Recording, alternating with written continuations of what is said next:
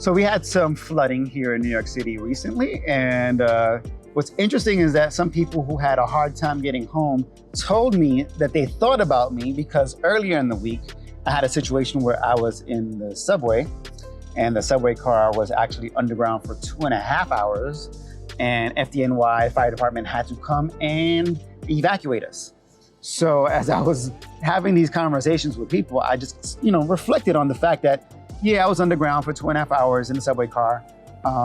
Never felt any fear about, oh, we're not gonna get out, or what's gonna happen. I didn't have any anxiety, mostly because I've done Ironmans and marathons, and I'm like, that was stressful. This, being stuck on the ground and not having certainty of what's gonna happen, when it's gonna happen, no big deal, right? It's not contextually, the relevant dynamic for me was, it wasn't a big deal for me, but it was a big deal for some other people. And I didn't negate that for them. I just understood my experience allowed me to have patience and be calmer. But there were some people who were not patient.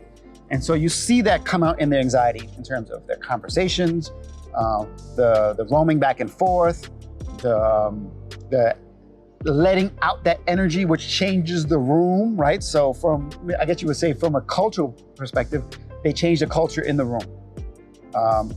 Maybe from a process perspective, one of the things that happened was some people decided to leave. Yes.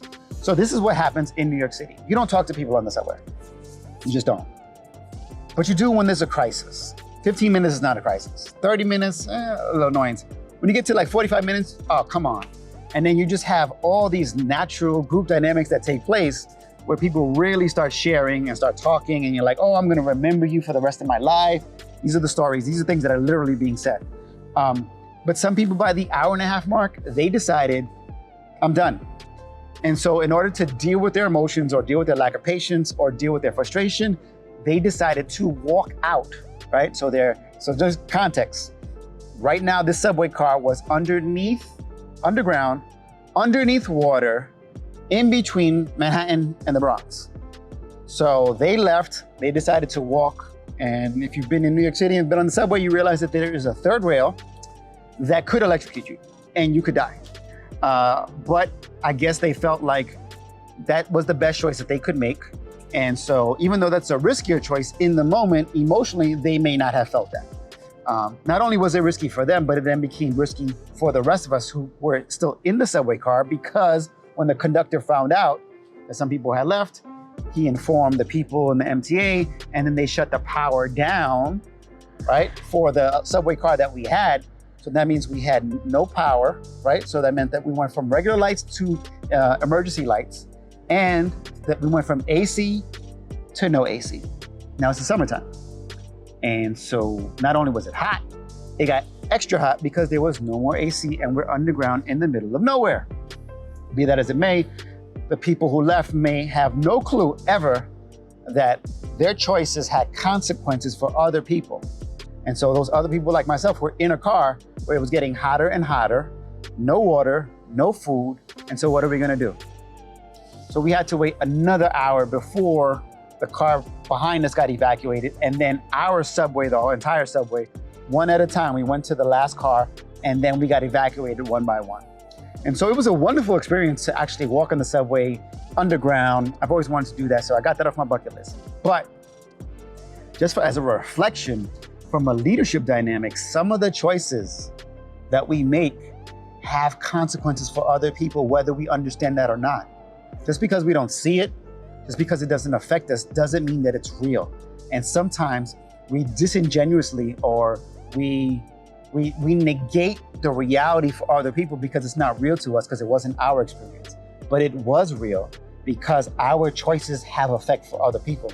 This is a wave component, right? The second, third, fourth, fifth wave, it hits other people, and you don't understand that it was because of your choice that it affected those other people. So from a crisis management perspective, I just wanted to reflect on this reality that as leaders, we make choices, and sometimes we will never see the full consequences of that.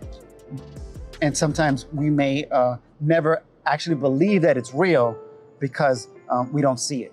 And I just wanted to focus on the fact that some of us who are underground, some of us who are not seeing some of us who are in a place where we might not be considered as valued as much, we are affected by your choices. And so I ask you on behalf of the rest of us who have to deal with the implications of people who are making choices based on their emotions, based on their lack of patience, based on their lack of wisdom, based on the fact that they only have in their mind, it's called bounded rationality, whereby you only have 2 or 3 choices in your head because of the moment, because of the pressure, you can't think beyond that. But there are actually 7 to 10 real choices, but your bounded rationality only has you thinking 2 or 3, or some leaders who make choices off their gut, because I know, because it's always worked for me, and always worked for me could actually mean it's always worked for me that I know of, but I don't know about the people that I actually have hurt because I made this choice and I didn't see the consequences that it had for other people. So that's not real, so I never count that. That's what we're talking about. Leadership is not a game, it's for real.